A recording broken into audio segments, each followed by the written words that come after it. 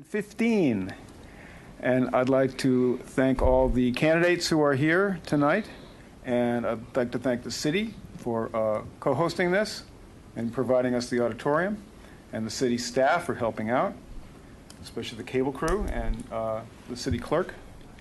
So we have here tonight, well, Eric. So my name is Eric Bond. I'm the editor-in-chief of the Takoma Voice, and with me is Bill Brown, managing editor. And in case you're new to the city, the Takoma Voice has been the news source for the city since 1987. You can find it online at www.takoma.com, although the W's are probably not necessary anymore. We have many mottos, but our current motto is "the last one standing." And we welcome you to election season and to tonight's forum, where we'll have a chance to speak with candidates about their vision for the city of Takoma Park. Brief announcements. There are other forums tomorrow and next week.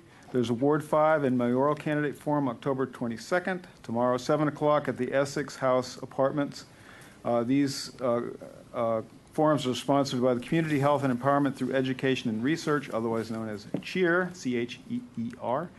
And they are working with the Essex House Apartments Tenants Association for that one. And then on October 27th, we have the Ward 6 and Mayoral Candidate Forum at the Takoma Park Recreation Center, 7513 New Hampshire Avenue, co-sponsored by the Hampshire Gardens Citizens Association and CHEER also. Thank you. Okay. Tonight's forum may not be as entertaining as some of the other recent national forums that we've had, but we don't know yet. We want to go over the format a little bit. In tradition of the Takoma Voice, we like to hear from all of the candidates during an election year, not just those in contested races. So we'll be starting out by speaking with the candidates from uncontested wards running for office.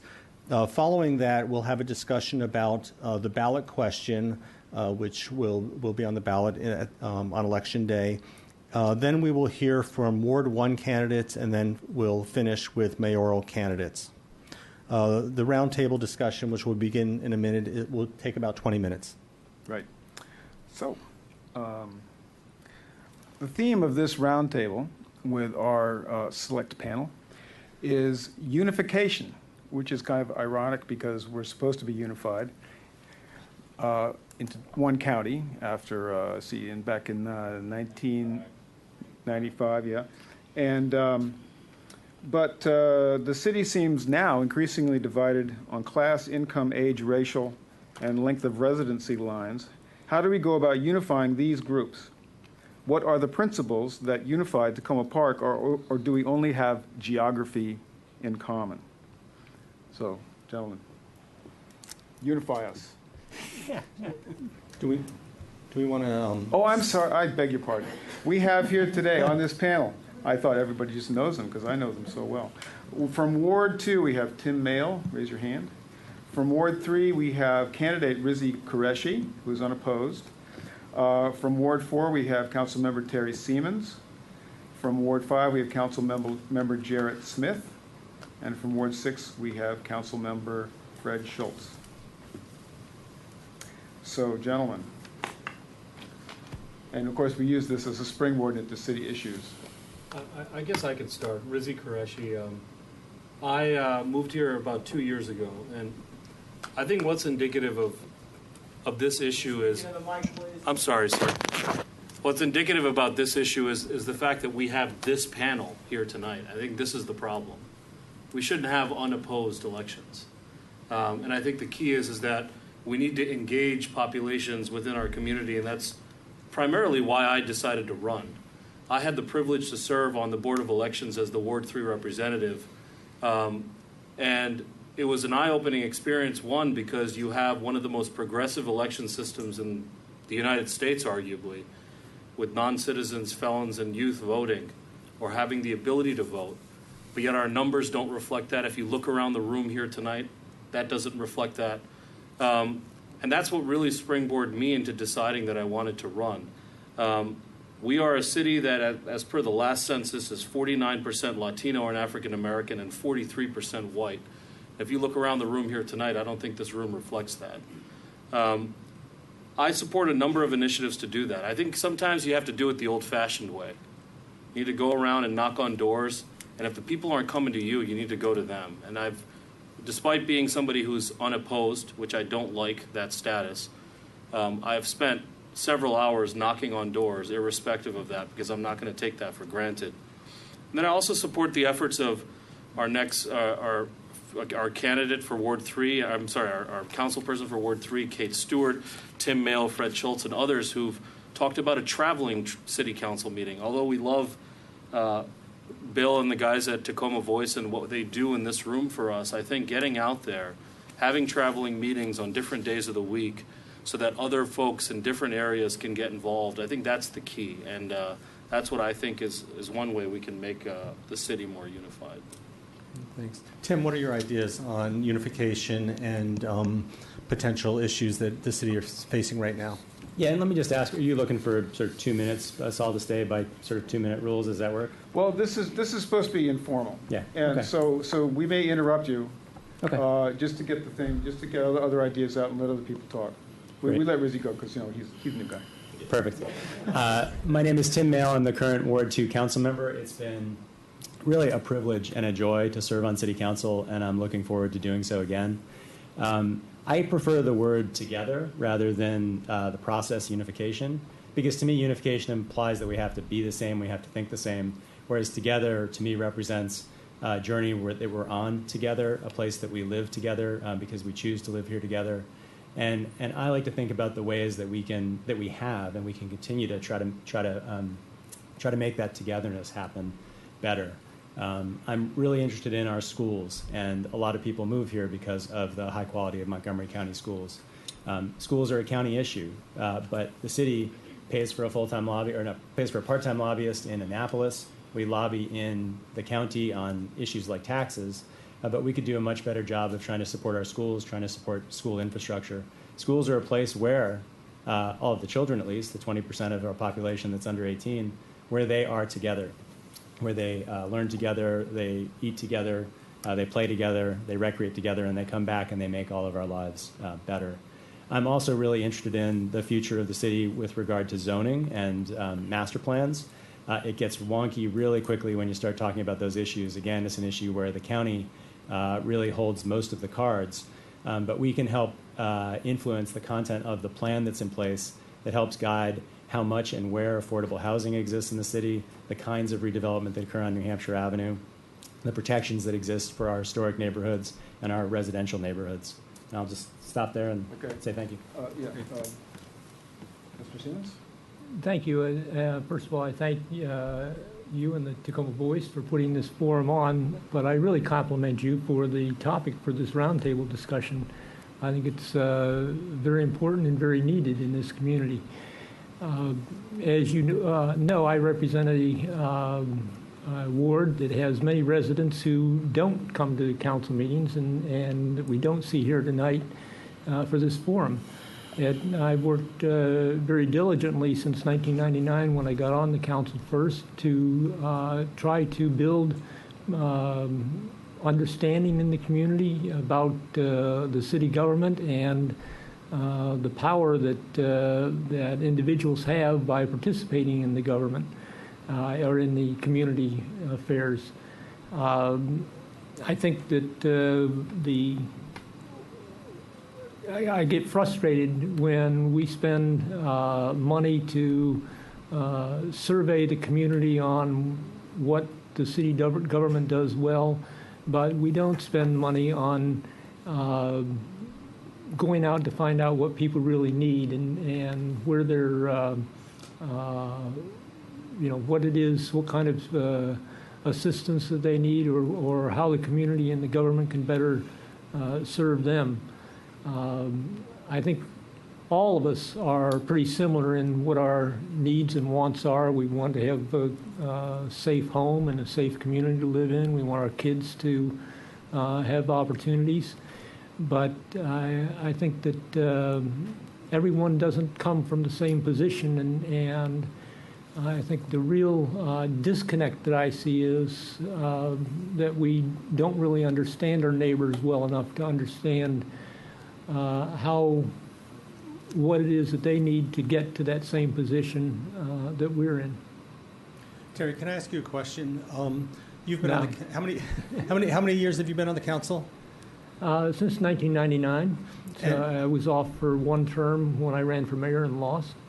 And as you said, your ward is frequently has a low voter turnout, and one of the reasons you got involved was to try to involve your ward more in the city process and so forth. What are some of the successes that you've seen over the years? Well, I feel good that we now have many Ward 4 members, residents that are on city committees and participating in that way. We do have increased voter turnout since I first got on, but those kinds of successes seem so little compared to where we need to be. The challenge that I find is that many of the residents in Ward 4 are lower income, and they really don't have the time or energy to put into community work when they have to worry about taking care of their family and their kids, earning enough money to get by. I mean, I have many residents in my ward who are not food secure, and so it's those areas where I think the city can do better in understanding what the problems are and helping residents to overcome those problems. Great, thanks. I'd like to ask that same question to Fred and Jarrett, because both of you are also from wards with low voter turnout, and it's heavy on tenants and all that. What, you know why? I mean, is it like Terry says?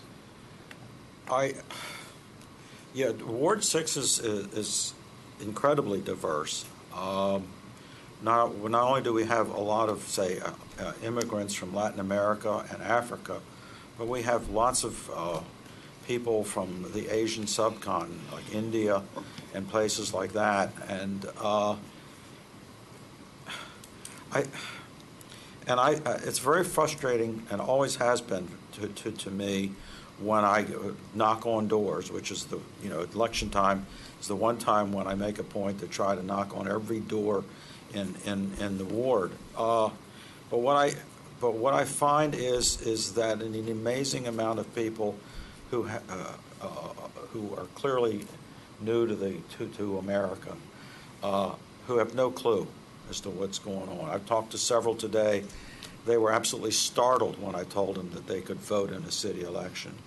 So, we talk about our pride in being a diverse community, but I don't think we really practice it in the sense that some of the ideas that we're hearing here. And it's pretty simple to me. I mean, there's nothing magical about it, is that we have to do a good job. I don't think we're doing much of a job at all of reaching out to these households, literally going to their doors and introducing ourselves, not just at election time, and then not just us council members, but city staff and community leaders, presidents of associations, and explaining to people how things happen in the city, answering their questions. Make them feel welcome in a literal sense of being face-to-face, not by sending emails or handing out flyers, but actually interfacing face-to-face.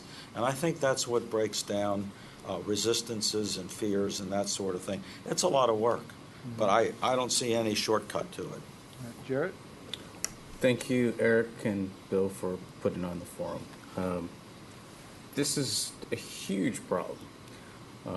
Ward 5 is arguably the poorest ward in the city of Takoma Park. Its poverty is on the same level as the eastern parts of Montgomery County. And Bill Turk did a huge story recently about their poverty levels.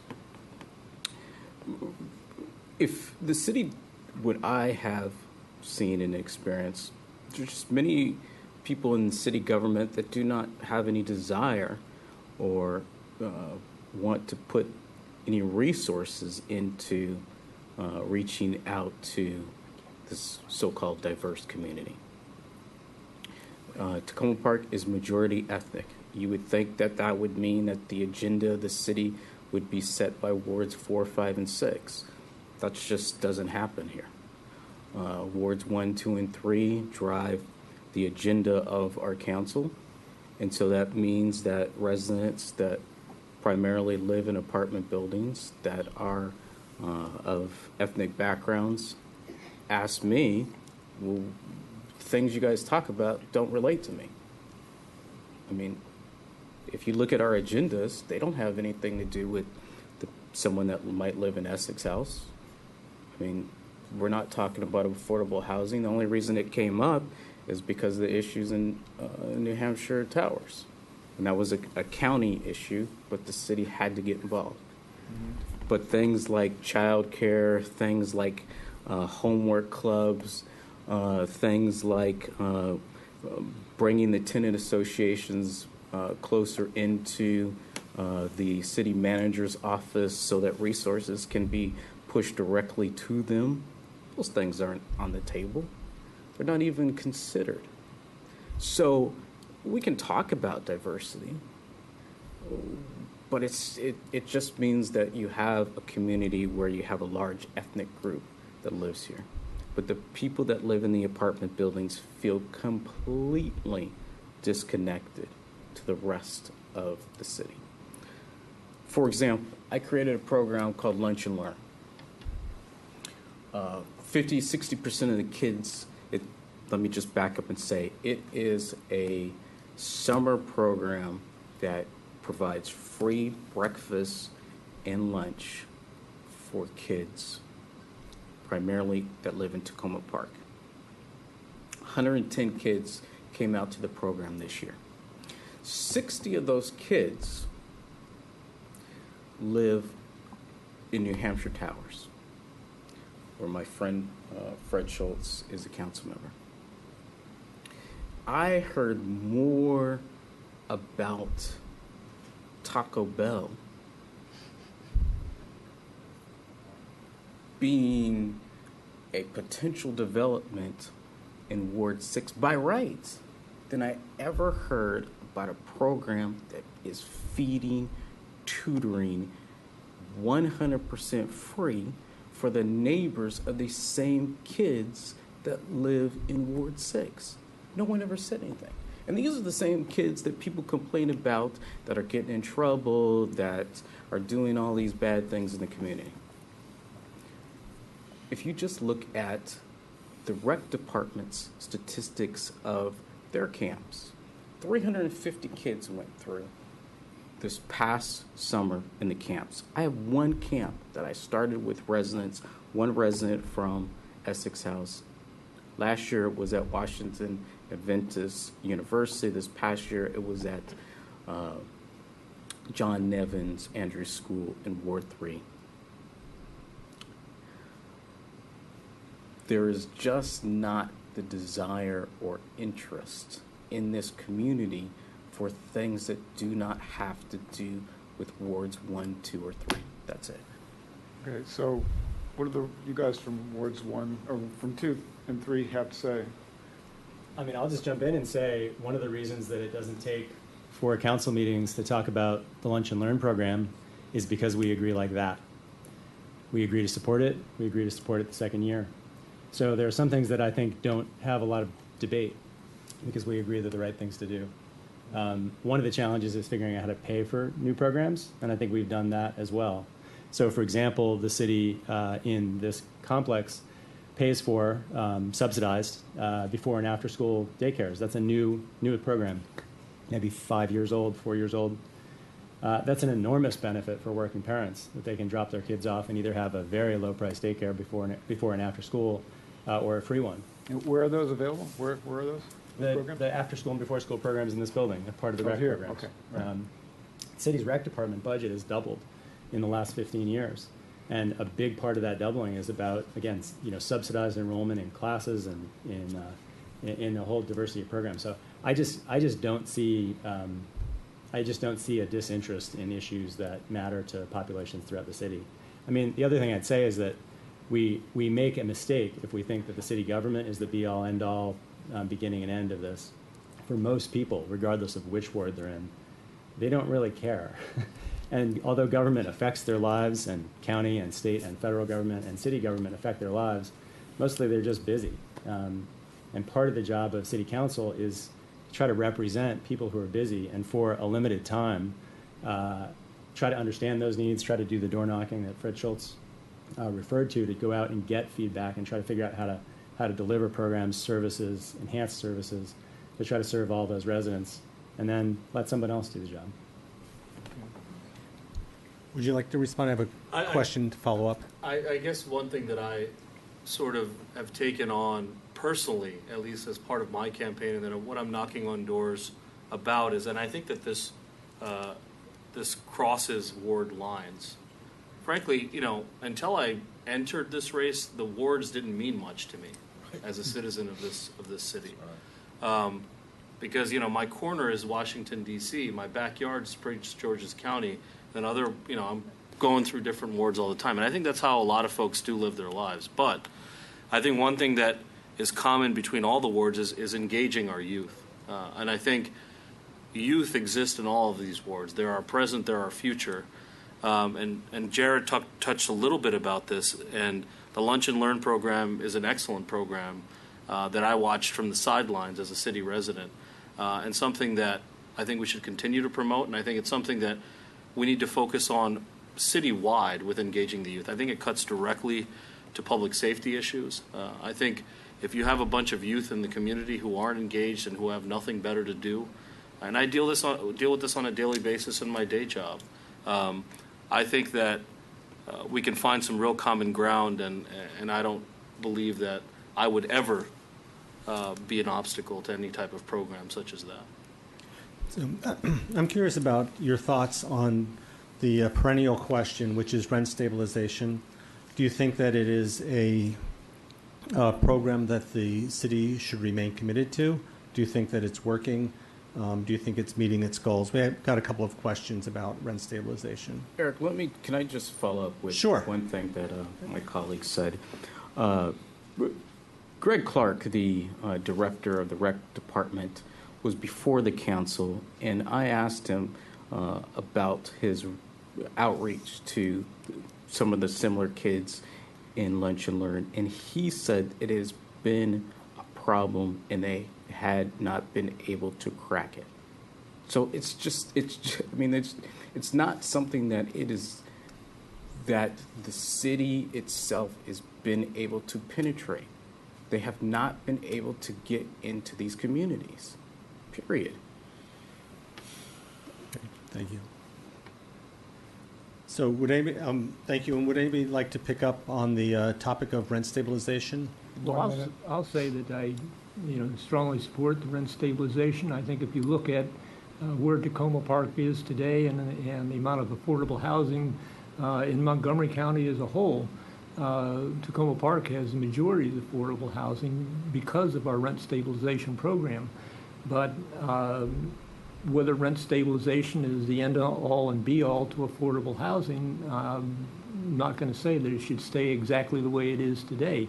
Maybe there's some modifications needed to it, but maybe there are alternative approaches. And in fact, the council has, over the past few years, gone more towards Montgomery Housing Partnership's model for affordable housing, and actually released some of the buildings from rent stabilization to move to Montgomery Housing Partnership's affordable housing program.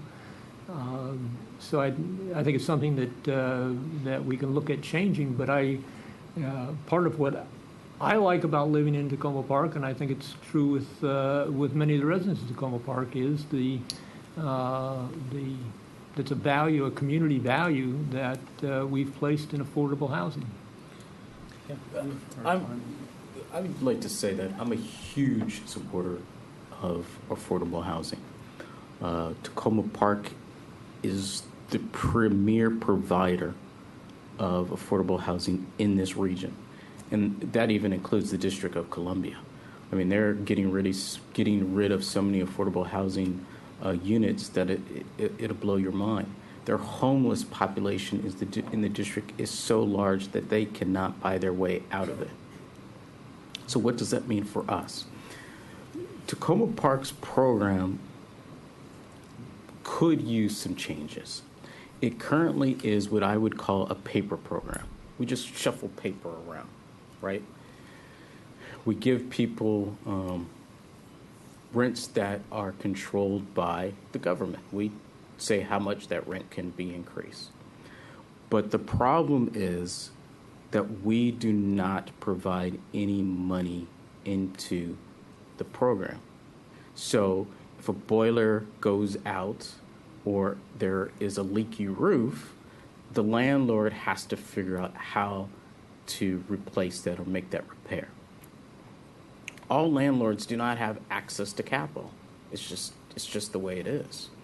I mean, just recently, Montgomery Housing Partnership came before the council asking for us to give them what is called a pilot, a payment in lieu of taxes, right? That was just a symbolic gesture on our behalf. But if you look at the amount of money that they need to buy and stabilize a number of buildings, these are garden-style apartments, it's millions and millions of dollars. Why? Because the systems in those apartments have never been replaced. That's not unique to this set of properties. It goes on throughout the city. Yeah, I'm sorry, I need to interrupt because we're 2 minutes over time. Okay. But I think we got the idea. All right. And I'm sorry we have to move on to our next segment. But thank you very much for participating. All right. Thank you.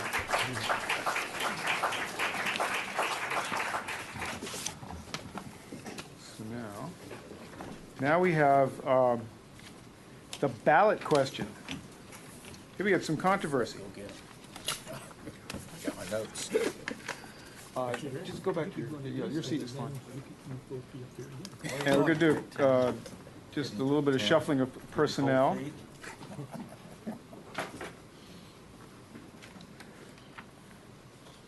And this ballot question was placed on the ballot a few weeks ago, and it has to do with moving the voting day and year for Takoma Park. So it would coincide with state, national elections. You would go in and vote on the same day as all those. And it's provisional. It's an advisory question. They're asking people if they would be in favor of it if a certain number of conditions could be met. And those conditions have to do with whether we'd keep our unique voting system here in Takoma Park, where 16, 17-year-olds can vote, felons can vote, non-citizens can vote, and we also use instant runoff voting and maybe a couple of other details. So it's provisional. So I'm just going to turn it over to Tim Mayle. Councilmember Mayle is the author of the ballot question. Is that correct? Yeah. Okay. And so we're just going to have a for and against session with Councilmember Mayle and Councilmember Fred Schultz. And just to remind us of time limits. Yes, and we need to remind I'm used ourselves. to having the mayor constantly tell me exactly how long I have. I'm sorry. We'll try to step in. We're going to give you 5 minutes each, or less if you don't want it. Perfect. I don't want to take credit for this because everything you do on council takes residents and takes 4 voting members at least to pass it. So it's an effort that takes a part of the community. Instead of talking, the first thing I'd like to do, I know you'll all be here for a long time tonight because there'll be lots of questions. Can I ask the people in the first 4 rows in the middle section to stand up?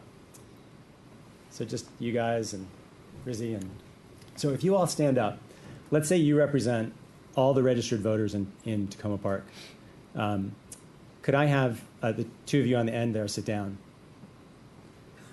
That's the turnout in the last presidential election that we had. About 80%, 78% of people in Takoma Park turned out. Now, could I have everybody but the woman in the front row sit down? That's the turnout in our last city election. That's exactly what happened. Residents that you can sit down now. You can sit down now. Residents throughout the city turned out. 80% of residents turned out to vote for president. Elections for governors are similarly high. But when it comes to a city election that's all by itself in an odd year, we have incredibly, incredibly low turnout. It's not because people are bad or lazy. It's because they're busy. And if we change the timing of elections, it's one of the simplest things we can do. It makes everyone's lives easier. It will increase turnout. The questions that are the clauses that are part of that ballot referendum question about how do we maintain voting for 16 and 17-year-olds, people with felony convictions who are on parole, non-citizens, those are important questions that we have to figure out the details of how we can do both. But I'm absolutely certain that we can both synchronize our elections with the other elections that you all vote in, and also make sure we can continue to get those people to vote. This is not a new idea. California on the left and Kansas on the right are increasingly requiring all cities to move their elections. Data from California, hundreds of municipalities, show that this is the single biggest thing you can do to affect turnout in municipal elections, and it is the single biggest factor affecting African American turnout and affecting the electoral chances of Latino candidates for office. So it is not just about the numbers of people, it is not just about the ease of voting, it is also about the type of people that vote and the question of unification and diversity in terms of the electorate that chooses a council. This is not an issue that's foreign to Maryland. Ocean City moved its elections to sync up with state and federal elections. They do 2 elections on the same day. You go, you vote for the state and federal, in the state and federal races, county races, and then you get in a line in another room in the convention center in Ocean City, and you vote for city council. The year after they made that change, they had the doubling of election turnout. So this is just a very simple change, a very straightforward change. We're all used to voting. It's not going to change the act of voting. The state law in Maryland requires the state to put municipal elections on the ballot if a municipality asks. So we don't face a difficult path in terms of doing that if we want to do that. So this referendum question is about you all getting to make a recommendation to the council, to the next council, and then the council being able to spend the time to try to make sure to get the details right to figure out if we can sync up our elections in 2018. Thank you. Wow, 4 minutes. Well done. Thank you to the volunteers who stood up. Yeah. Okay, so we will now hear from Councilmember Fred Schultz, who Does Councilmember Mail yield his minute? I do. Because this messes up our schedule. as Mayor Bruce Williams is always telling me, I take too long to say anything. And he's right. Okay, starting the 5 minutes now. Okay. I think there's an immense irony here that just really amazes me about what is being proposed on this ballot question. Yes, we have non-citizen voting, allegedly. We have 16-year-olds and 17-year-olds being able to vote. Instant runoff voting, which is unique. We have paper ballots, which is this year, which is unique for many municipalities. We have, as we know, we've heard felons on parole and probation who are now eligible to vote. But all of this require. We also have our own unique hours for when the polls are going to be open. If you combine all this voting on Election Day, it's going to either have to be 2 places where you will come to the community center to vote, and then you will go to your precinct elsewhere in the city to vote. Now, everybody I've talked to says nobody's going to do that. I mean, you really have to want to vote in order to go to 2 different places with busy schedules. So let's assume it's going to be, the vote will be dispersed at all the various 5, I think, different, maybe 6 precincts in the city. I'm not exactly sure of that. We're going to have our starting hours, voting hours, conform to those that are set by the state or the county, whoever sets those. And it also, of course, requires everybody who's going to be voting to be separately registered. Now, I'm not saying that none of these things can be accommodated. I'm just saying that our voting is unique. We have spent years developing our voting system here so that it is unique and it's precedent-setting in the United States. So when I hear Councilmember Mail talk about hundreds of municipalities in California and other places in the United States, I don't know that any of those places have all of the specialness that our voting system has. And so it saddens me to think that after all these years of trying to put something as special as our voting system together, that it would just get lost in all the brouhaha that goes on with governor races, county executive races, state house elections, and judges, and all this other stuff. The importance of balloting in the city is going to get buried in all the literature and nonsense that we have to put up with for weeks and months on end. Now, it'll also require not only the setting closing times, will require more election judges. It'll require the transfer of paper ballots from the precincts to a central location, which is an uncomfortable prospect. The state will probably force us to shape our early voting schedule to that of the other, to the state elections, rather than being able to do it at the times that the city of Takoma Park wants to do it. Today, voters come together at the community center. Everybody in the city that votes comes there, and it becomes an occasion. This will be lost because all the voting will be dispersed. So will all the candidates be dispersed, except for the mayor's race, and Lord knows how the candidates for mayor are ever going to figure that one out. I think of our friend Gladys Harvey, who every year makes bean soup to nourish the candidates who've been standing outside for about 12 hours, and everybody else that wants to join and help themselves. I think, as former Mayor Kathy Porter said to us Monday night, people do not vote in Takoma Park because they believe their votes do not matter. And so how is it going to matter? Well, it's going to matter if these contests are contested. People aren't going to, doesn't matter when you know that if I don't vote, I already know that Fred Schultz is going to win anyway, so why should I bother to vote? 10 seconds. And there are solutions, other things that we can do, which I'll talk about in my rebuttal. All right, thank you. Yay. Yay. Okay, so give each of you a 1-minute rebuttal, and starting with Councilmember Mayo. Great. I agree with Councilmember Schultz that it's a really special thing to stand in line on Election Day with folks focused on the city. I think that's a special thing, and I like that. But the problem is, although we've designed a really special system that's unique to Takoma Park, the act of voting is rare. And this idea of syncing up elections is not a novel concept. It's been tried again and again and again all across the country.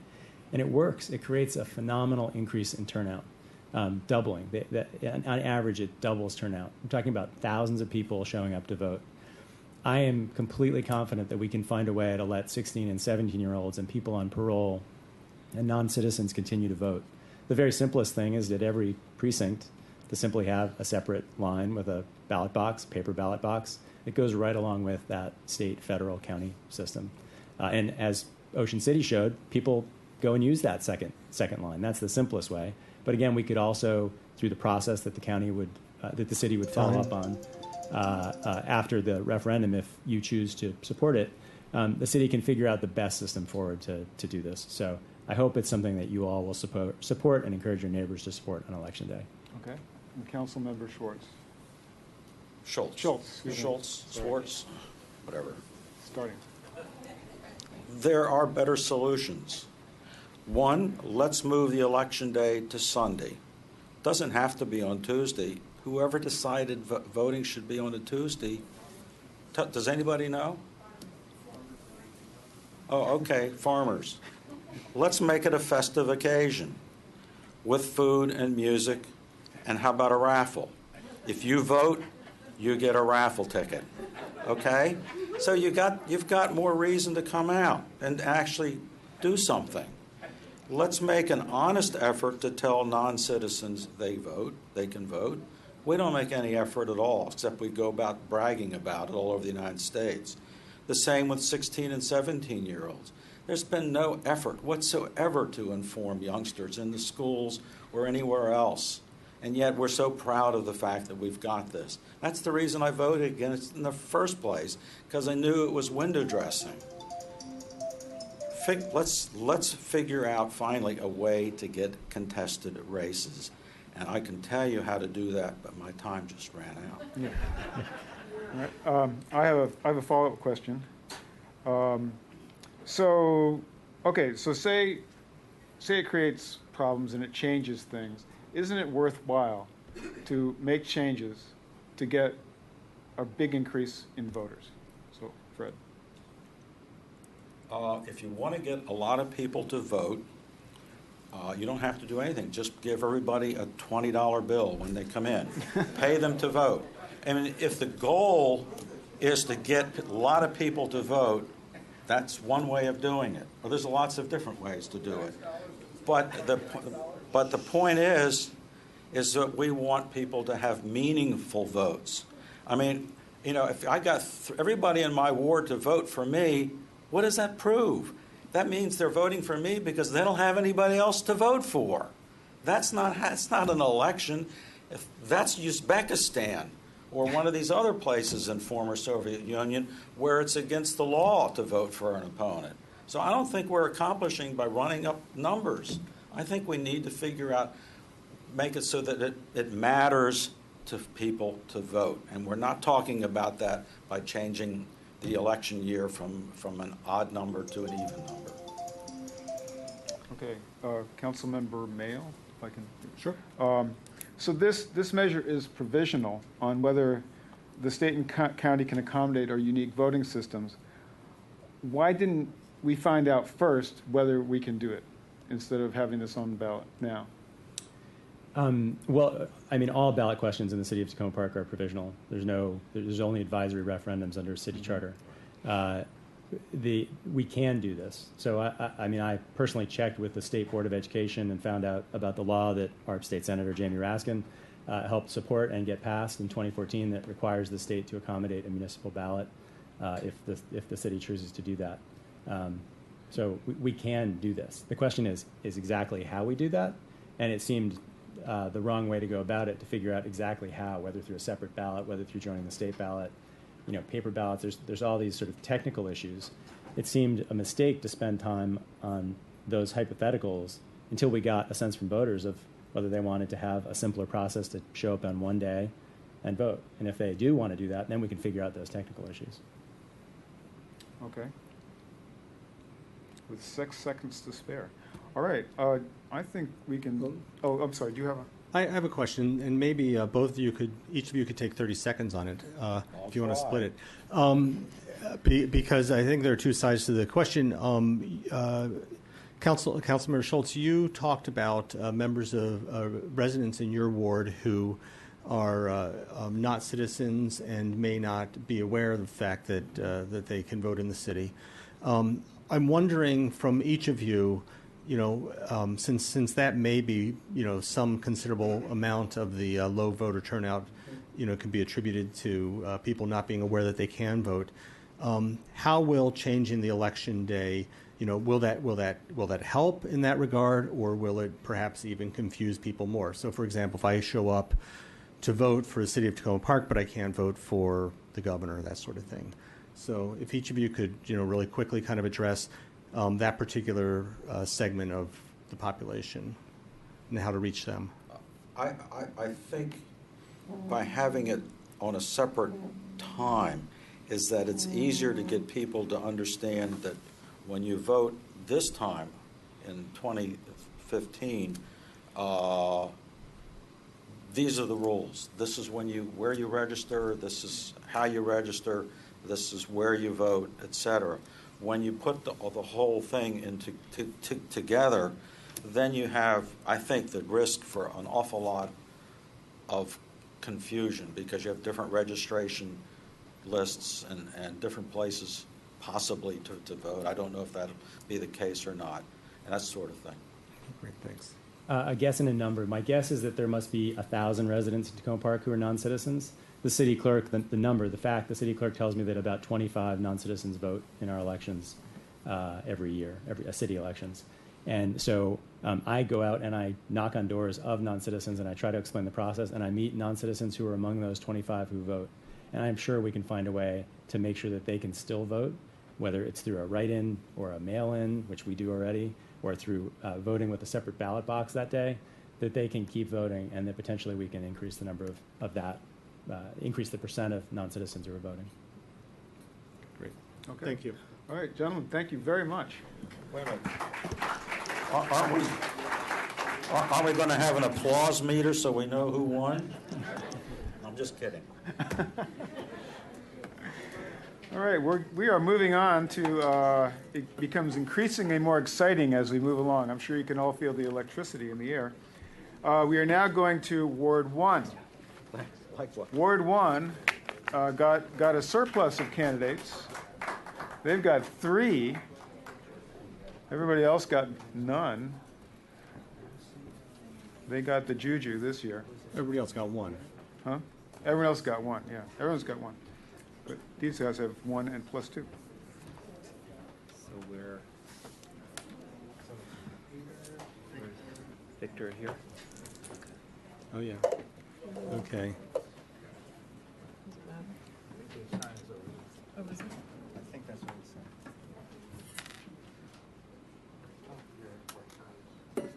Oh, wait. Oh, okay. No, it's for Bill. We supposed You'll need that. We're rolling the dice to see who wins. Right. So we have 3 newcomers to the council. We have Mr. Peter Kovar. Raise your hand or something, yes. We have Victor Taroni. And we have Elizabeth Wallace, all from Ward 1. And we're going to choose the order at random. Would you each pick up your die? And give it a roll and tell us what you got. 3? 3? I got a 7. No, 3. 2 3s? Oh, you guys are going to have to roll again. Wait, who got the 7? You got the 7? No, I got a 3. You got a 3. You got a 3. Okay. What'd you get? I don't gamble. No, it's a 2. It's a 2. Okay. So we Okay, roll you guys again. rolling in. 3. Another 3. Whoa. Bill, I told you not to bring the load. I'm sorry. Arm All right. wrestle. All right. Go first?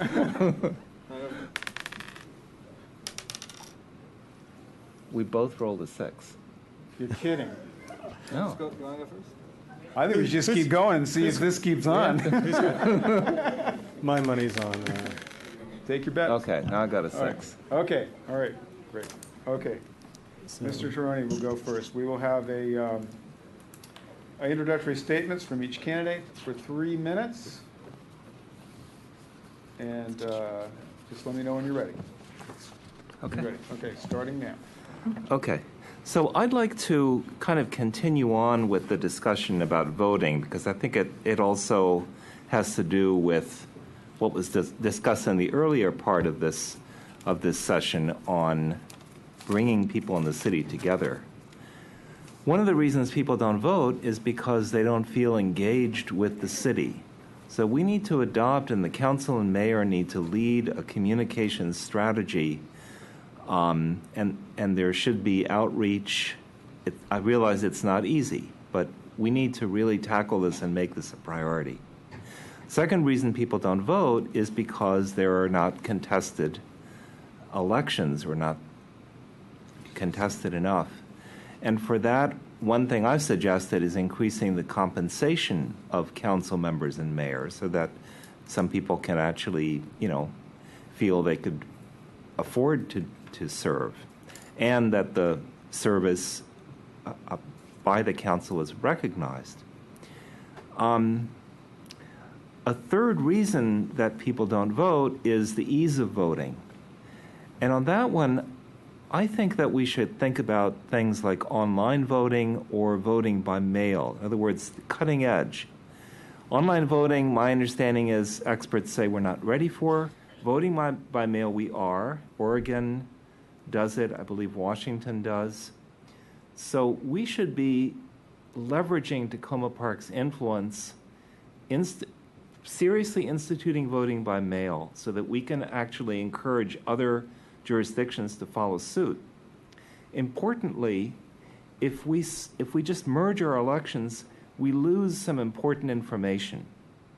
If we succeed in engaging citizens, giving them a reason to vote, and making it easier for them to vote, and we then see the city turnout increasing, we know we've met those important goals. If we don't see the turnout increasing, it's a performance criterion.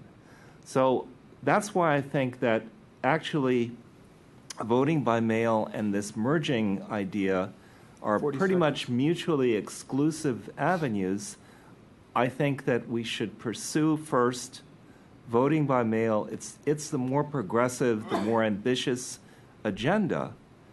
So that's the way I would handle that question, and I hope people will think about it, and the council will continue with keeping an open mind on it, regardless of what the actual result is on this advisory question. But I would hope that people think about it, and you can also see on my website, I have it all spelled out in detail. Okay, thank you. And you can find a link to his website on the Takoma Voice election guide. So now we go with Mr. Kovar, starting now. Thank you, and thanks to the Takoma Voice for sponsoring this. My name is Peter Kovar. I've lived in Takoma Park since 1992 with my family. My wife and son are up front there, Paula and Paul. My kids, both of my kids went through all the local public schools and graduated from Blair and got through college. And I myself spent 30-plus years working for the federal government. I worked on Capitol Hill for a long time. I was the chief of staff for U.S. Congressman Barney Frank from Massachusetts. And then I had 4+ years at HUD, the Department of Housing and Urban Development, where I had a political position under the Obama administration. And throughout all my 23 years here in Takoma Park, I've been involved in a lot of local activities. And what I've seen, and I think what everybody in this room has seen, is that we really live in a unique place which has this incredible sense of community. We have neighbors looking out for neighbors. We have people involved in all kinds of civic and other kinds of projects, and we've heard about a lot of them tonight. Some of the ones I've been involved in over the years, I was on the appointed by the then council, actually, to the Citizens Advisory Panel on Public Safety, and also one of the earlier city manager selection committees. And I'm currently on the board of the Takoma Foundation, and also helped establish, and I'm also on the board of the Village of Takoma Park, which is the new group that's been set up to help seniors age in the committee in the community. And I'm also a leader in the effort to right-size the proposed development at the Takoma Park Metro Station. You've probably seen our red and white signs around town. And I think that project is sort of symptomatic of a big challenge that we're facing here. You know, it's great to have a few more choices in restaurants. That improves the quality of life. But we don't want development to destroy the things that I think everybody here loves about Takoma Park. And right now we have, around our borders and within our borders, lots of development projects. And I think the task is to really monitor those going forward to ensure that we don't lose the things that make the city great. And I would include in that specifically, and this relates to some of the earlier conversations tonight, that we've got to keep the city affordable for renters, for new families that want to move in. Now, some of the other things I'm interested in include a more focused community policing, really getting resolved the tax duplication issue with Montgomery County, continuing our efforts on sustainability. I'd like to set, say, a 10-year target for having the municipal government be carbon neutral, and inclusiveness for the entire city. So I do support the referendum to move the elections. I support more outreach to youth, translation for the immigrant communities that may not understand everything that's happening here, and very strong rent control. So I think government's a force for good, and I'd like to be able to do that on the city council. Thanks. Thank you very much. Okay, and last but not least, we have Ms. Wallace, starting now. I'll give you a 40-second warning, starting now. Hi, I'd just like to introduce myself to you. I started a company at the age of 22, and I sold it 29 years later. Good time, good price. It went through several business cycles. The first Gulf War and 9/11 hit us hard. You learn to cut back, and if necessary, give CPR. My kids grew up in the office. I missed their soccer games, but I know how to make tough calls to survive. And what I love about owning a business is the behind the scenes. What it makes it sick and what makes it tick. And that's what I love about the City Council. In everyone's story, somebody leaves town or comes to town, and things get stirred up either way. But I like to tell you mine. When I moved to Holly Avenue, I fell in love with the dogwood in my front yard. And I thought, wow, if this dies, I'm going to have to move. It died. The permit is posted on the tree. But as I walk door to door in the last couple of weeks in Ward 1, I feel I've arrived anew in this town. You open your doors, you invite me in, you refresh my perspective. Thank you. My flyer shows examples of my ideas. You can call me, email me, text me, ask me questions after this, but it's the overview I'd like to talk about now. If you look at Ward 1 as an island, one can see, like climate change, the sea level rising. North Tacoma concerned with the rise of Montgomery College, Old Town parking and noise, Hodges Heights, dangerous intersections, Eastern Avenue, rise of supersize, property taxes, and of course, crime. When will the waters recede? Well, nobody up here is named Moses. Let's step back. Look at the cycles. Since 1950, the population of Takoma Park has increased by only 30%. The rest of the U.S. has doubled. When I was a toddler in Langley, the ground was bare dirt. Bathrooms were segregated, and now there are small businesses owned by people who came in from around the world. Now that's progress. Change can be good. We choose every day to live next door to one of the most important, educated, and expensive cities in the world. And the tides will keep rising. New ones like climate change. Real threats are those that scare us so much that we're like deer in the headlights. Why not walk toward them? Greet them. Hi, Montgomery College. You educate our children. Thank you. I can afford the tuition. Maybe they can buy a home. Maybe they can get a great job. Let's talk about your master plan. 40 seconds. Hey, Old Town. Hey, Republic. Thanks for not being a drive-through. Hey, fear of losing my home. I'm talking with neighbors about sustainable rent control, sustainable incomes, and job training. Takoma, a resident said to me this week, Takoma is a city in a forest with some stately oak. While we tend to plant smaller trees to replace what we lose, we should plant more oak. Today, I looked out a different window in my house. There was a red oak tree. I bring to you a diversity of experience. I see you. I hear you. I got a lot to learn from you. I'm an acorn when it comes to serving you, but remember, inside every acorn, there's an oak. You're all oaks, and I invite you, Takoma Park, to stand tall together. Thank you. All right, well, we will have follow-up statements, responses, 2 minutes each, starting again with Mr. Tironi, starting now. I'll give you a 30-second and warning. Yeah. Okay. Thanks.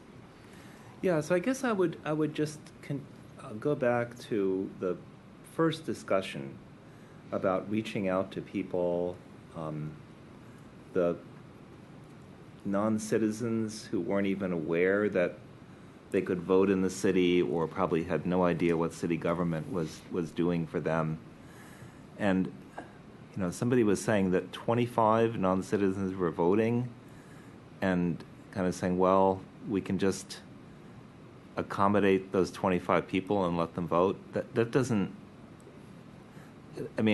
increasing participation would seem to be sort of an afterthought. I would go a little bit differently and really make it a goal to have people be connected to the city and feel that they're engaged with the city, low-income, non-residents, or busy people of any income and citizenship or whatever. This is not going to be easy, and this has to do, I think, with it runs through city government, that the problem of people basically not being aware of what city government is doing. It's a very difficult problem to solve, and I don't claim to have any answer to it. But I would just go back to the idea that we actually do have a metric for this, and the metric is the voter turnout for elections that are solely for the city. What we're saying is the turnout is low and we don't like that. That's actually a good thing in the sense that it's good that we have that metric. We need to keep the metric. We need to increase turnout based on that metric, based on including people in the city. Thank you. Mr. Kovar. Yeah, as part of my campaign, I've been going door to door, as I think a lot of the candidates are, and some have mentioned within this ward. And just for whatever I feel like saying, I started that before I knew if I would have any other opponents. I'm glad I have a couple of opponents because it's a democratic system, and at least we have one contested race here.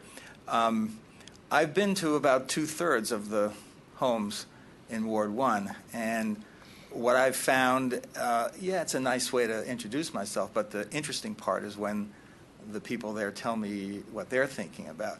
And I think people are pretty well informed, actually, about what's happening here. The one thing they sometimes tend not to realize is that there's this election coming up.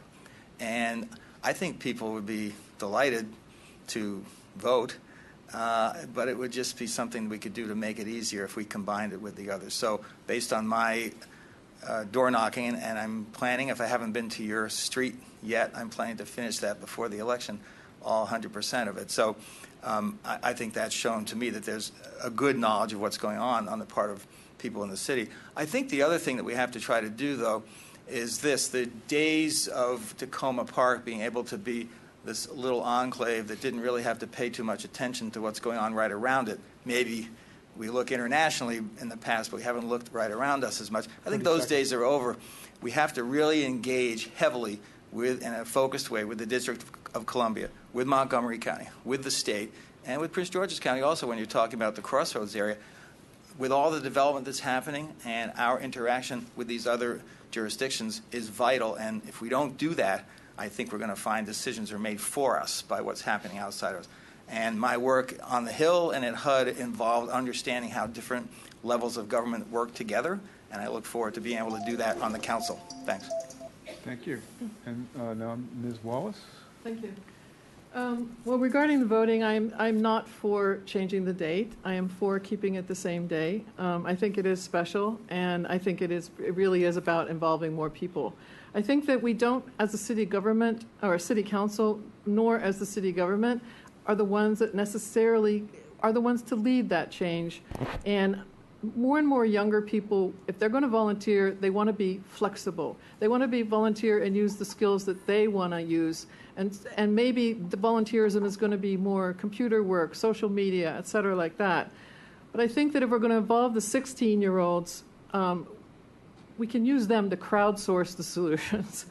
I think that they might be able to, in their civics classes, be able to use this as a project. How do we get each other involved? How do we get your parent involved if you're from Ethiopia? How do you get your parent involved if you're from El Salvador, or Russia, or whatever the country?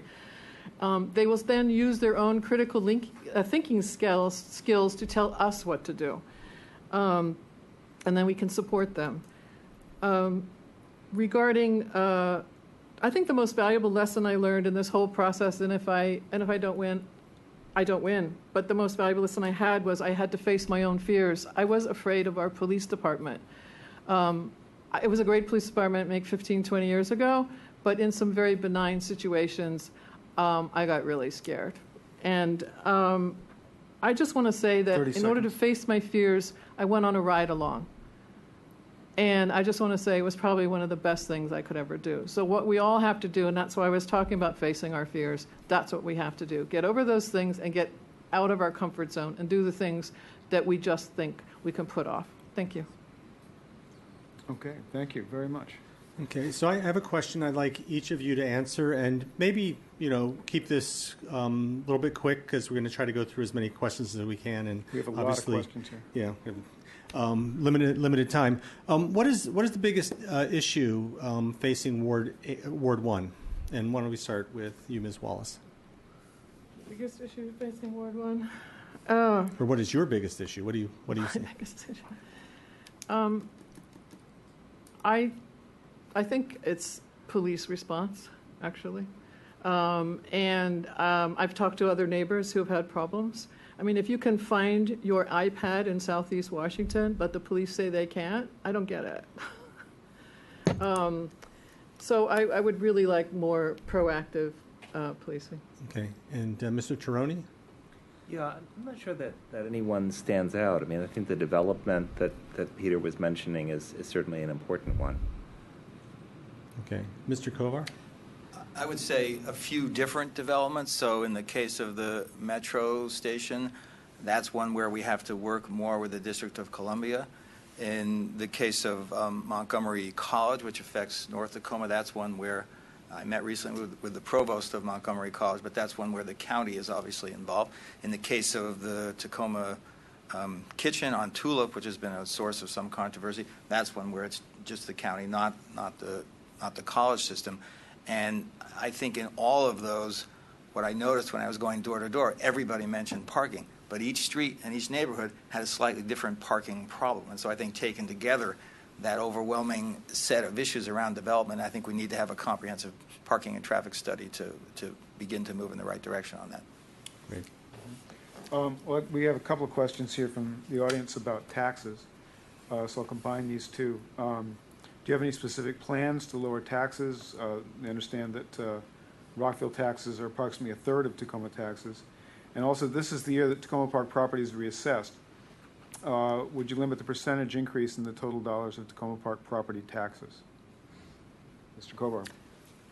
Yeah, I think what the impact will be on when the assessments go up, I think we still have to see. I think there are a few important points here. One, I think we've got to work with the county on this tax duplication issue, which I think, as people here know, we take on a lot of responsibilities ourselves, including police and recreation waste pickup, which the county could do, and we don't get a fair payment back from them. We have to address that. The city also has substantial reserves, and I'd like to review and understand what is the appropriate level of reserves and whether we could reduce that number. So I think starting with those two things, I think is crucial. At this point, I can't say what the specific tax rate should be, but I agree that in order to keep the area affordable, it's really important that we do everything possible to not let, when the new assessments come in, not let taxes go a lot higher, and certainly that would be something that would be focused on.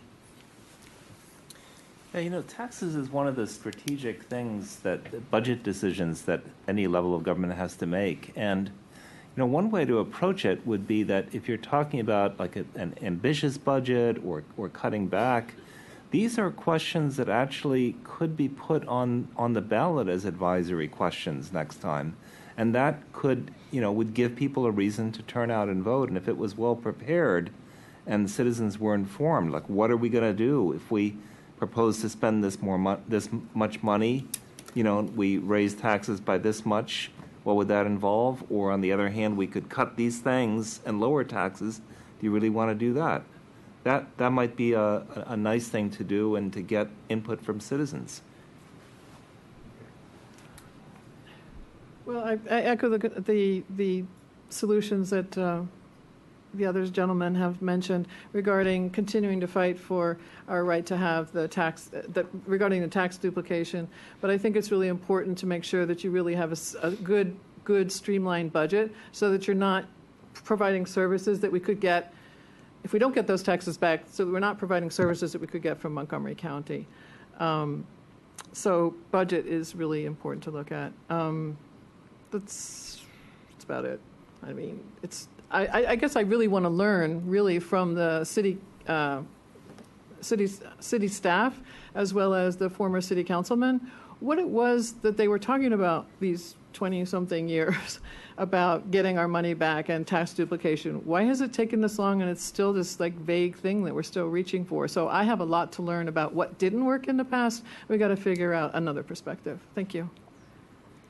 Another question from the audience is about the speed at which things get done in the city. This person brings up the dog park as an example of something that doesn't seem to be moving very quickly. What is it that you would bring to the council that would help speed up the proposals for improvements in the city? And I guess we'll start with you, Ms. Wallace. A timer? No. No. I myself have experienced frustration in the city, and sometimes something that I think should take a few days has taken 4 months. I'm just even waiting for an email response. I ran a company that we had to do things by the minute, so this is longer than a visa for some countries. What I would do to speed up is I would suggest training programs like peer-to-peer counseling, customer service, et cetera, so that the city government employees understand that really we are their customers and that they have accountability, and that they can, if they're going to do some work, that we have good paperwork that we can have a copy of when we submit the request and monitor it through a website and or personal conversations. It's about tracking the process of any request in the city government. Thank you. Mr. Tironi? Yeah, actually, to some extent, some things may have to be slowed down. If you want to get more citizen input and involvement on decisions, that might slow some decisions down. So it's really a question of why are things being slowed down or not. I'm not sure what the reason is on the dog park. There, I think the council decision was made pretty fast, and I don't think it was a big controversial thing. Mr. Govar?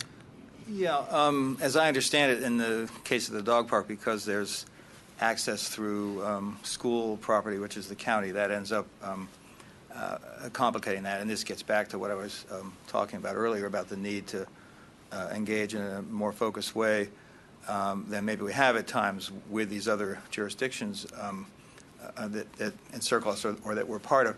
But I think also part of it is I try to be diplomatic, but I think sometimes maybe you have to be willing to disappoint some people too.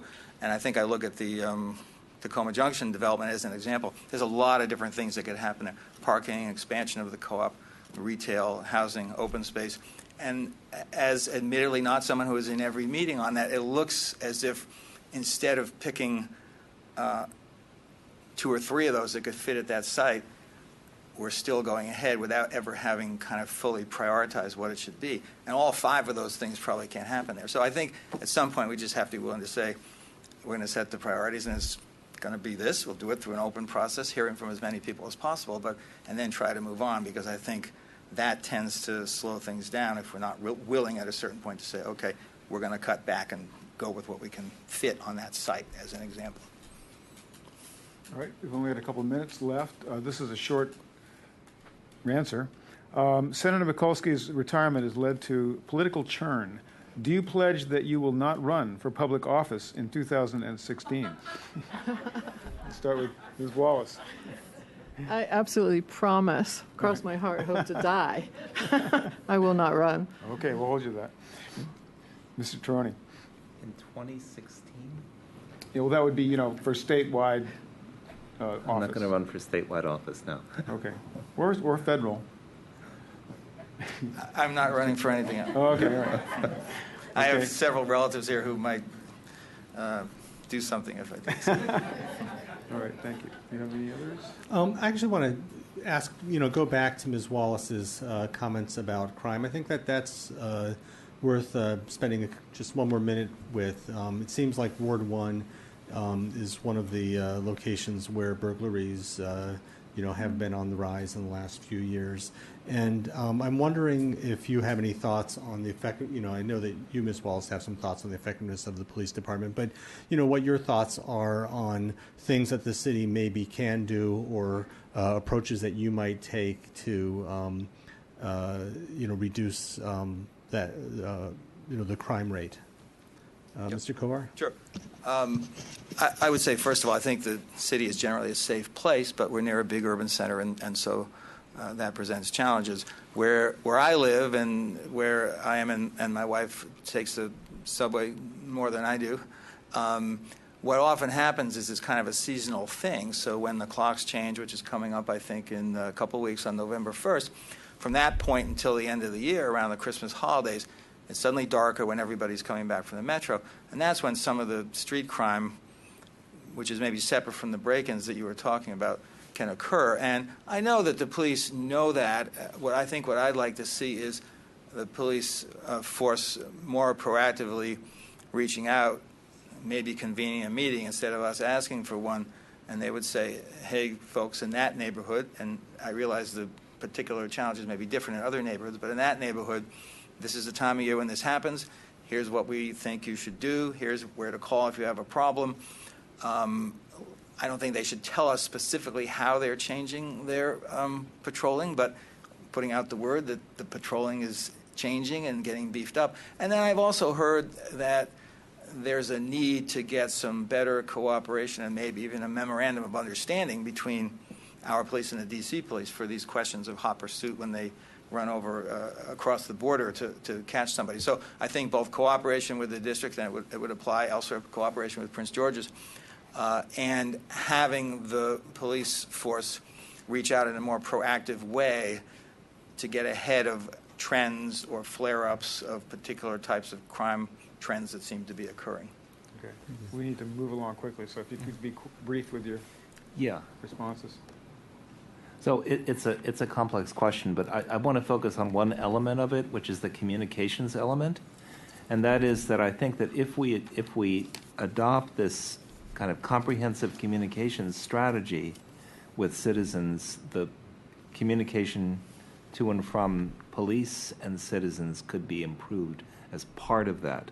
But right now, it's very complicated to sign up for alerts from the police and other alerts from the city. So I would like to think about a more comprehensive system, and then there could be like selective communications from the police when there are particular things that people need to look out for. Okay, thank you. I think it's pretty simple. I'm very glad that I got to know the officer that took me on my ride along. And I think it's pretty simple. It's get to know them personally. You can call it have a cup of coffee with a cop, okay? And I'm not joking. It's really about getting to know them, because before I'd be afraid to call them. And if you take I have a suggestion in my flyer about something called the Human Library. You take off the body armor, sit with them, and have a nice conversation. Put some more on segues and make the uniform a little less dark. A lighter top and a lighter car. That sends a whole different message. The message that you get from the police in D.C., a white car and a light blue top, there's less aggression toward police officers in other parts of the United States when they don't look so militarized. Thank you. All right, thank you. I'm afraid we have to wrap up this segment here, but thank all of you for coming in and appearing here and for running. Yeah, thank you. Yes. And we're going to do another magical switch of name tags. And we will have the mayoral candidates come up.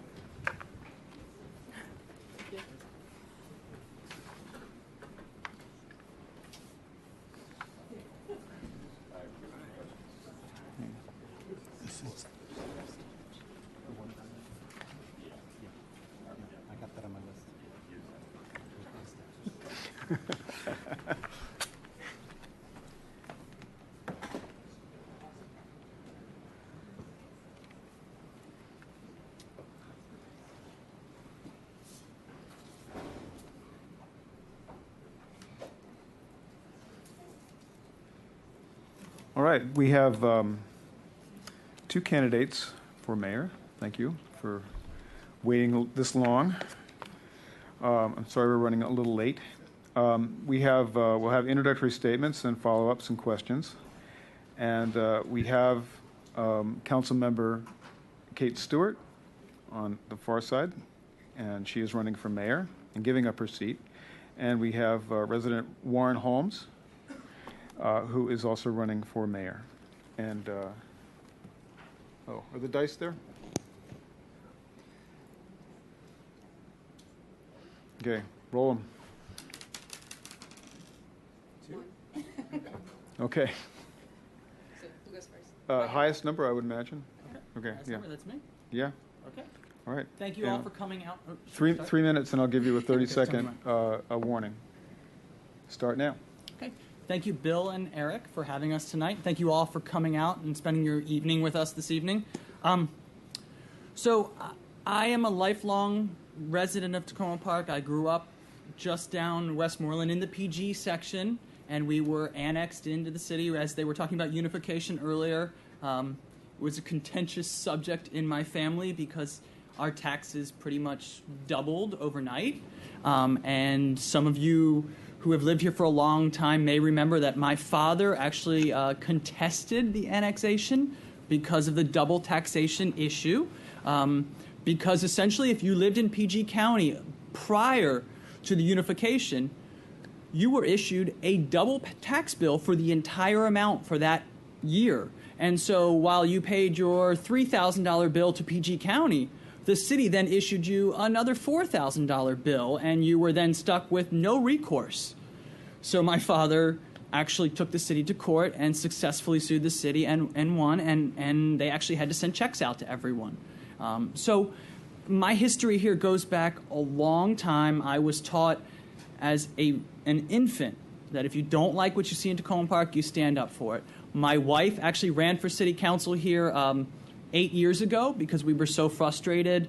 Then we went on to have babies and raise a family, and now we finally have just enough time to get back involved. I have a 2-year-old and a 5-year-old, and any of you that have children, you will know that there's a certain point where you just get a moment to be able to get back involved in things. And so I was absent for a little bit, but I wasn't not paying attention, and I was honestly quite disappointed with the progress that had happened in Takoma Park.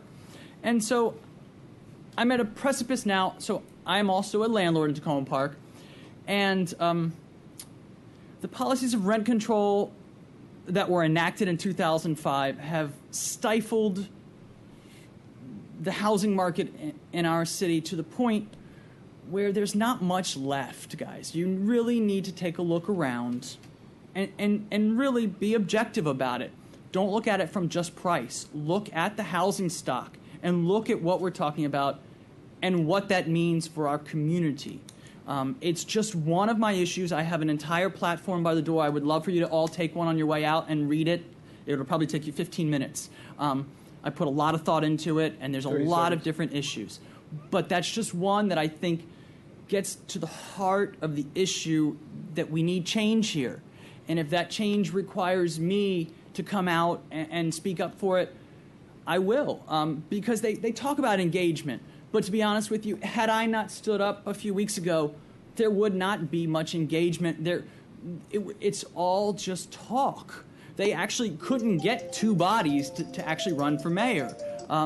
It takes an issue, is what it takes. They talk about engagement. It takes an issue. It doesn't take personalities. And that's been my experience over the past 39 years. Time's up. Thank you. Okay, thank you. All right, Councilmember Stewart, I'll give you the 30-second warning and start now. Great. Thank you, Bill. Thank you, Eric, for doing this evening. And thank you for all of you coming out today. Takoma Park is a wonderful community. And the reason we're such a wonderful community and city is because of all of you. It's the people who live here that make us a special place. And as we start this new chapter in our city's history, we can make it an even better place. We can make this city even better for all residents. I've been honored to be the city councilwoman for Ward 3. And with your support, I would very much like the opportunity to be the next mayor of Takoma Park. If I am the next mayor, I have 3 main priorities. The first is redefining community engagement. We've talked about community engagement tonight, but what we really need to do is redefine it. We need to get out, as members of earlier said in this forum, we need to get out in the community more. And I'd like to say that many of us are doing things that's not just talk. It's going to Blair High School and talking to the high school students. It's engaging young people who meet in our community center every week. And we need to do more of that. We need to get out in the community. We need to stop expecting people to come to us, and we need to get out more. The second priority goes to the theme of the earlier panel about unification. And it really is making sure that we're an inclusive city. And our goal at the end of the day should be that people don't just live in our city, but feel part of our community. And that's going to take a great deal of work. It takes a great deal of work when we think about our police policies and all the way to the redevelopment at Takoma Junction to make sure that all members of our community are involved in those decisions. And then finally, my third priority is sustainable development. There's a great deal of development that's going to happen around us, around the city, as we heard in PG County, other places in Montgomery County, and in the district. And we need solid relationships in the district, at the county and state level, to make sure development just doesn't happen to us. We need to make sure that we continue to push on environmental issues, as well as make sure that we have affordable housing in the city. I believe in our rent stabilization policy. Do I think we need to make changes? Absolutely. We need better affordable housing and more of it in our city. And we also need to make sure that businesses can stay in our city as the Purple Line gets developed. I lived in Takoma Park with my family for over 20 years. I first came here as a renter on Philadelphia Avenue. And then with my husband, we were lucky enough to purchase a home on Elm and Sycamore. And I've raised my two daughters, one who's a sophomore at Blair and the other who is in middle school at Takoma Middle School. Thank you. Wow, 7 seconds to spare. All right, and 2-minute follow-ups. Starting now, I'll give you a 30-second warning. Okay, so starting now. Okay, so I'm just going to, she mentioned development, and I actually think this is a crucial topic for us to talk about here. We've been stuck in a bit of a rut as a community. We've had a very different culture in the past than we do now, okay? I've seen it. I grew up here, guys. I've seen the changes. Most of the hippies I used to know are dead now. I'm going to be honest with you, okay? They're gone. They're either moved away or they're dead. But it's the truth. And so we have a new community here. And we need to grow as a community. Now, why do we have to grow? Because we have to increase our tax base so that we can make our community more affordable for everyone. How do we do that? We ease rent control, perhaps, just in some instances, perhaps. I think that that's a discussion as a community that we need to have that looks at the totality of the effects and weighs it. And perhaps we put it on the ballot. I'm not sure how we handle that exactly, but I think it's a community decision and not just 6 people. And so I think that actually, Mark Elrich started this 30 years ago. And I think this hasn't really been examined properly in at least 10 years, even though the city charter demands a closer examination than that. They pay no attention to things like that. They don't. That's very typical here. But if we can expand development in a way that we can all agree upon, we can increase the tax base and lower the tax burden on everyone and make the entire community more affordable. Thank you. Great. Thank you. Just staying on the theme of affordable housing, I think one of the things that we first need to do is really define what we mean by affordable housing. We've talked about affordable housing tonight, but I don't think we know what we mean when we say that. And I think it's an issue that people are grappling with in the entire region. People are grappling with it in the district. They're grappling with it in Virginia. We're doing it here in Takoma Park, and the county is doing it, and the state is doing it. What I would recommend first is that we sit down and we figure out what does it mean to have affordable housing in Takoma Park. I've had conversations with Casa de Maryland and people from the Renters Alliance to really start thinking about how do we increase our stock of affordable housing. As I said before, I favor our rent stabilization laws, but that's just the tip of the iceberg. We need to make sure that we have stable, predictable rents for people in our community so that they can build their homes and their families. And that's what I think we need to work on as we move forward. Whole minute extra. All right, so now we will have some just questions from audience members and from us. And I guess really we should ask about what you think the top issues in the city are right now. And I'll give you a 2-minute response for that. And let's start with Warren. Sure. Okay, so let's say there's 5 top issues. I'll just be real quick. We need to encourage development, ensure safety, change policy. We have to decrease our budget. Our overhead is extremely high here. I know everybody wants to increase services, but we have to be more creative with our spending. You do it in your own personal finances. We have to find ways as a city to be more creative. Also, we need to mitigate the impact of all this development.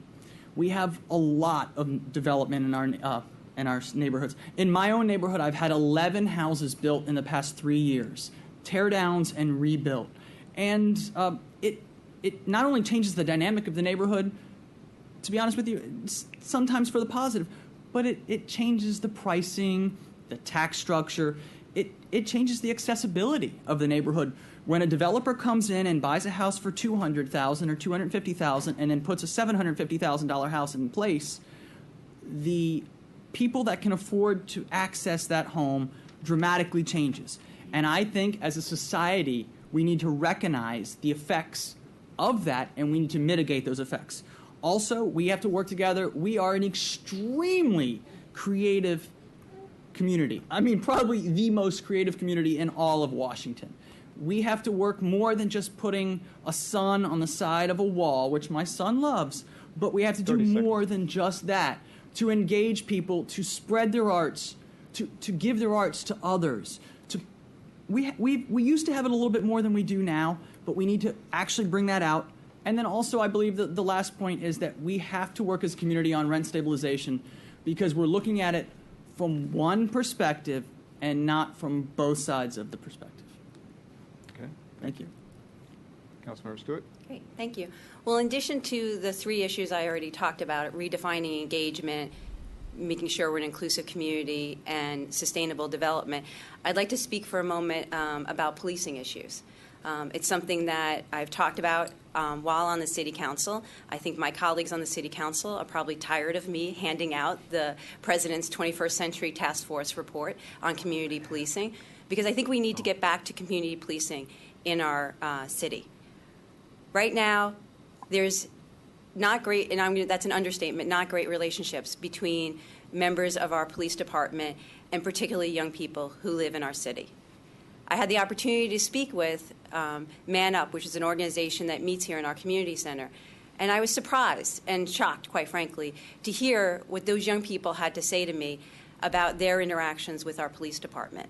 And as we heard tonight, it's not just young people, but other members of our community feel like there's a great disconnect and not enough trust with our police department.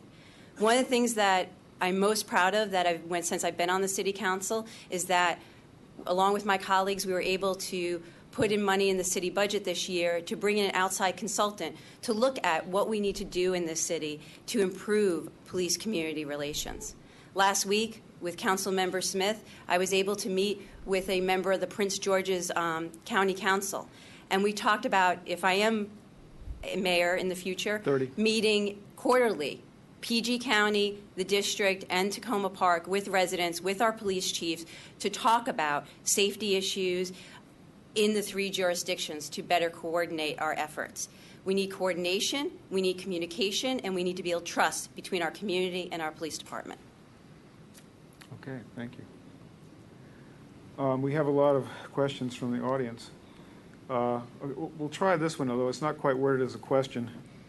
Last Wednesday, this person drove, after talking to the sustainability person at Public Works, drove his car through Public Works from Oswego to Ritchie. A large pothole in the lot broke my oil pan, killing my 17-and-a-half-year-old car. So much for sustainability. So, how do you respond to that? I'll give you 30 seconds each. Okay. first. Yikes. And sorry about that. I think one of the things that I'll address, this was a question that came up earlier about customer service. That is very important in the city. And I don't think we've been doing as well as we could. And some people may know that our city manager just became officially our city manager in April. She had been the deputy city manager. And one of the things the council has been talking about with her is improving customer service. Soon, the city will be unveiling a new website. And one of the things it will do is, instead of feeling like your complaints or your questions go into a black hole, you'll be able to track your questions, your complaints, your requests on the city website. And I think this will go a long way to increasing community service. It's not the end. We need to continue with this, but customer service is definitely a priority. Okay. So just it's ironic, but I actually so I just had my entire neighborhood was just repaved, as Rizzy will contest to, and so I actually had on Rizzy's street. I was driving down his street one day just to see the progress, and I actually had my own vehicle damaged during all of this progress. And I called Daryl, and she says, "Oh, well, you have to call the paving company. You have to call WSSC." So I actually went through the claims process and was just denied just yesterday for damage to my vehicle. So I understand very well where this gentleman is coming from, and the bureaucracy he's up against. They're going to basically pass the buck from this person to the other, and someone will probably shrug it off in the end. But it does strike me very close to home. Okay, that's... Are we done? Yeah, for that one. Okay. All right, sorry. Yeah, I think we all feel for this guy. Yeah. So, you have one? Well, I'll go to another question that brings up some of the issues that we've heard earlier today. Somebody asked about changes in Takoma Park, where we now see $500 baby carriages at the farmers market, objections to a medical marijuana store, objections to a Taco Bell serving low-income immigrants, crime and safety concerns trumping civil liberty concerns, cutting down trees to pave a paper city. And this person asks, are we becoming conservatives as a city? Who goes first? Are we becoming a more conservative Mr. Holmes, city? You go. I go first. Give you a Okay. minute. So nobody wants to hear the hard truth, but we may be, because our country is becoming a country of extremists. So how can you not come to the middle ground when what you see in the mainstream media is nothing but left and right extreme extremists? That makes everyone a conservative if you look at it from that perspective. We all like to be moderates, and we all like to be intelligent people who can look at things from all perspectives. And so therefore, I hear this same sentiment from a lot of people in Takoma Park, where they hate the idea of being called a Republican, but their mores and their culture is becoming more and more conservative. And I think that just has to do with our national politics as a whole. Okay, Thank you. Okay, 1 minute. Great. I do think our city is going through changes.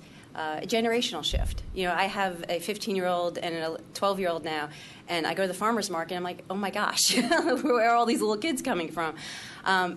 But that's what we need to look at as we move forward as a city. It's a shift, but we need to bring people together. And the Tacoma Junction debate last winter really showed that. There are people who fought so hard in our community to make sure we are a community and not a highway. And there are new people who've come into our community who are looking for potentially different things, different services. What we need are leaders who are going to bring people together to have the conversations we need. Because I said before, it's one thing to live in a city, it's another thing to be part of a community. And that's what our goal should be. All right, thank you. I have one. This was submitted on the web. It's a combination of two questions. So on one side, Kate, you've served only 1.5 years on the council, and Howard, you have never served on the council. Warren, excuse me. How can you be an effective mayor of Takoma Park Council and city activities? So Warren first. Sure. So, like I said, I grew up here. You may question, my qualifications, and to be honest with you, that comes from living here. I would say if I had just moved into the city a year ago, probably no, I wouldn't be qualified to be mayor. But if you lived here since the time you were born, the culture is just literally part of your bloodstream. And you can't help but know the ethos. Now, I understand completely, as Kate says, it has changed. I've watched it change house by house. But I think my qualifications go deeper than that. As Rizzy will tell you, who lives in my neighborhood, 15. It goes back to, it starts in your neighborhood and it goes from there. And pretty much everyone in my neighborhood knows me. And I wish that everyone in town knew me. You can't effectualize that, but I hope to. You guys are good at keeping to the... We don't like that I'm noise. impressed. Trying to avoid it. Okay. So, yes, Ms. Stewart. Yeah. Great. So first, I think, we have a council, 6 council members, a mayor, and diversity is good.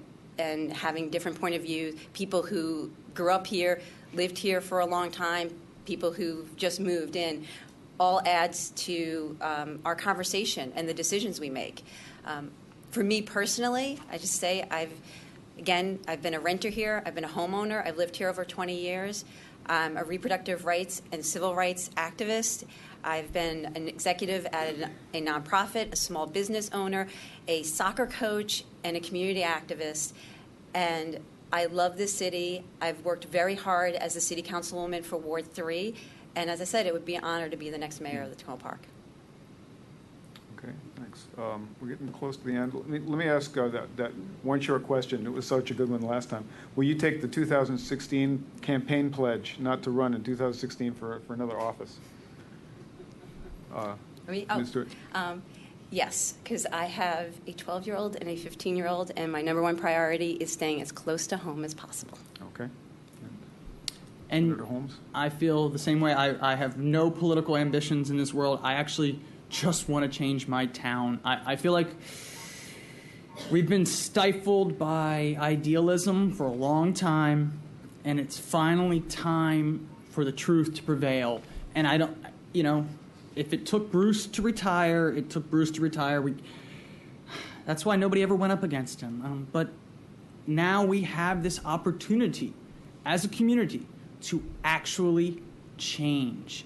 We have an opportunity to make a discussion. Before, things were stifled. I'm impressed with this new council. Like I said, I had lost focus back when, people used to fall asleep at city council meetings, if you guys recall, back in the day.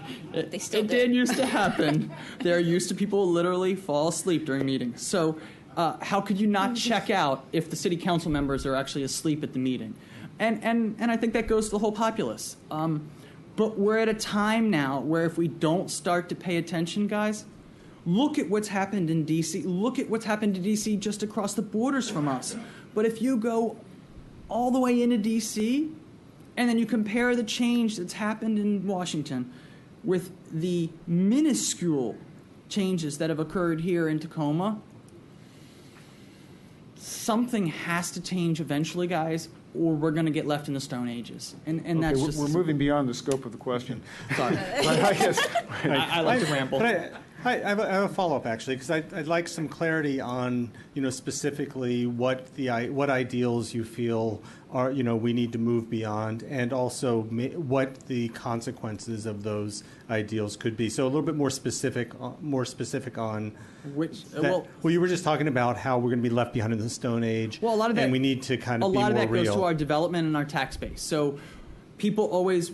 And even I complain when I have to pay my property taxes. They're extremely high. My neighbor's tax bill is $11,000 a year. That's an enormous burden. It's a newer house. But I think that if we don't understand the full, people like to look at the trees and not the forest. If you don't understand the full spectrum of how we get our money to fund our budget, then you don't understand what we're funding. Property taxes are a big deal here because it goes to the affordability. And that's what I'm getting at is the development. We here in Takoma Park, we like things the exact way they are. We don't like change. We really don't. It's uncomfortable. We really want to stay a movie set out of time, right? We love that feel. But we're at a place, Eric, where that if we don't find a way to grow, we may die. Okay, and Ms. Stewart, I wonder if you could respond to that in terms of, maybe the challenges of tax rates or tax bills going up, and Sure. Well, I think one thing I would like to say is that I think we have grown. I think we have changed in the last few years. I think if you look at, Old Town Tacoma, it's very different than it was just a few years ago. And as Mr. Kovar mentioned, we have challenges that come with that, parking and other issues. We moved forward with plans to redevelop the junction. There's been a great deal of change in our community. On the tax base, that each year the City Council works on the budget. That's a difficult time because we are trying to balance the priorities, the needs, with keeping the taxes as low as possible. And, sorry, do I have, okay. 15. Okay. And as we talked about before, again, tax duplication, more than happy to go into the history of that.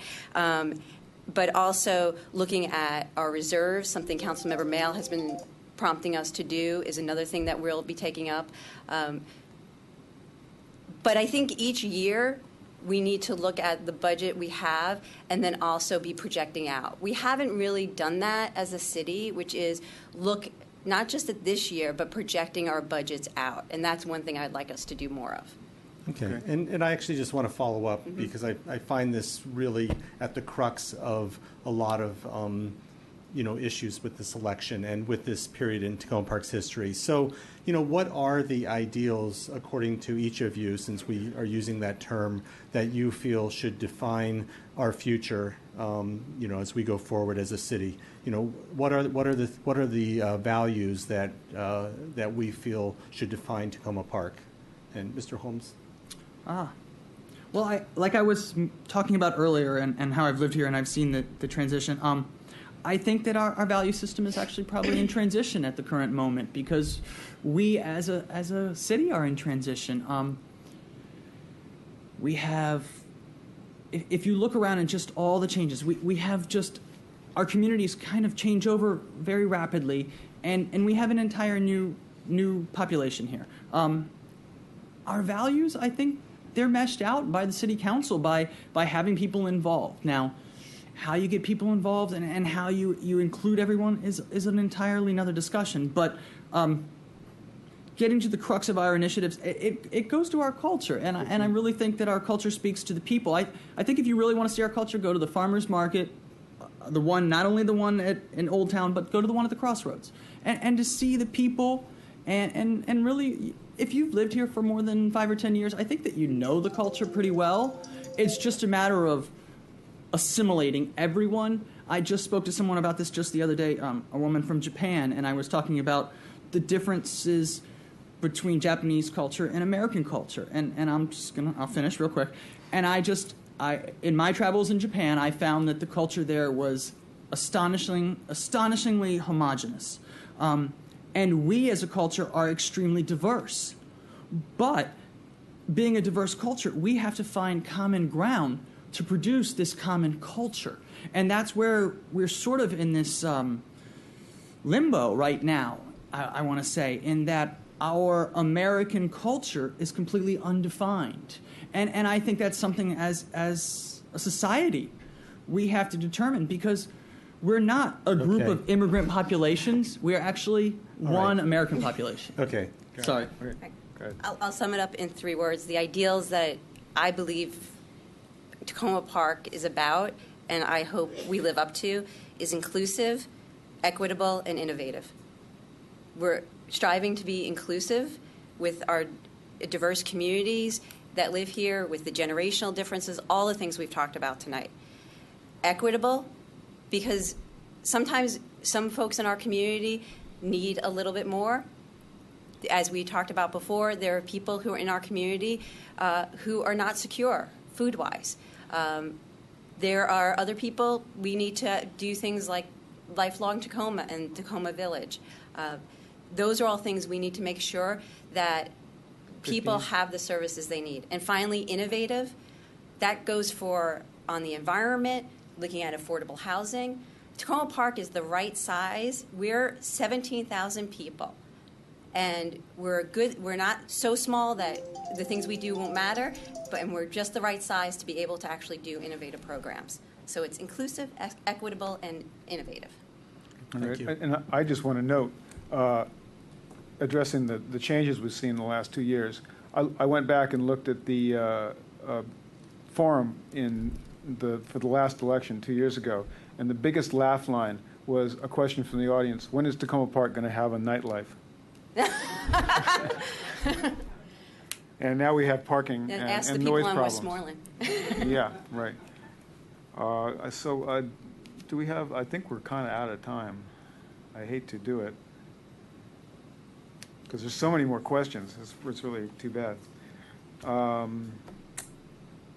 Yeah, okay, there is one really important one that really has come up. We've briefly dealt with it. It's come up, and that is policing. And I know that a lot of people have talked about that, but we haven't talked too much about it tonight. Could you each address the issues that you see around policing? We'll make that the last serious round. Okay, Ms. Stewart? Sure. This is an issue that I've raised on the City Council numerous times. As was brought up before, I think our police vehicles are too dark. Our police officers' uniforms are too dark. I believe we need to be following the President's 21st Century Task Force on community policing. We need to move from a warrior model of policing to one of a guardian model. Everyone in our community needs to feel that they can approach the police department, that they can trust the police department. A police department is for our safety, but also to guard our civil rights. And we need to move in that direction. And all the studies show that if we have good community policing, when our police are solving problems and implementing solutions with members of the community, we will prevent more crime and we will solve more crime. Okay, so getting to the police issue, what I'd like to see from our police, to be honest with you, is more foot patrols. I always see them in cars driving by at 20 miles an hour, but I can't tell you the last time I've seen a police officer on foot just hanging out in Old Town or just walking around, especially around the metro. And to be honest with you, what I'd love to see, there are pedestrian corridors. People walk home from the metro in specific corridors, whether it be Eastern Avenue, whether it be Westmoreland, whether it be Carroll, whether it be Cedar, whether it be Maple. There are specific routes home from the metro. What I would like to see as a citizen is that I was walking down one of those routes, and out of nowhere, a cop just said, "Hey." I said, "Wow, I didn't even see you there." That's what I would like. 15. I would like cops on the street, not in stakeout situations, but just in positions that you and I would be in. And I'll tell you what, if they were in that position, they would actually deter crime and actually probably catch people. Because when they drive by in a car, whoever this person is, this criminal is, they see the police drive by and they wait a few minutes and then they do whatever they're going to do and the cop's already a mile down the road. I want to see cops on bikes again, which happened a long time ago. I don't know if the bikes all broke. I don't know what happened. But you haven't seen a cop on a bike in years. Time. I'd also love to see cops on Segways. I don't know how we pay for the Segways, but I'd love to see that. I know they do it in D.C. If we expanded the tax base, we may have the money for that. Speaking of Segway, to wrap it up? Yep. Okay. All right. I think we've tortured these people long enough. And for those of you at home watching, you're officially a wonk for lasting this long. And I think I'd just like to say thank you to all the candidates, and good luck to all of you. These people, I do admire these people quite a bit because they're making a big effort in their lives, taking a big chunk out of their lives to run for office and or to serve. So, yeah. And I'd like to also thank the city staff, City Clerk Jesse Carpenter, Video Production Manager Alvaro Calabia. Okay, and I want to remind everybody that if you go to Takoma.com, we have a page set up where you can find links to all of the candidates, and you can learn more about their positions by following it to their websites. I know that a lot of people submitted questions. We tried to ask as many as we could, and obviously, time doesn't permit for us to get to all of them. We will do our best to get these questions to candidates before the election and get them posted on our website so that if we did not get to your question tonight, in the next week or so, you'll be able to find it at Takoma.com. All right, and thank you and good night.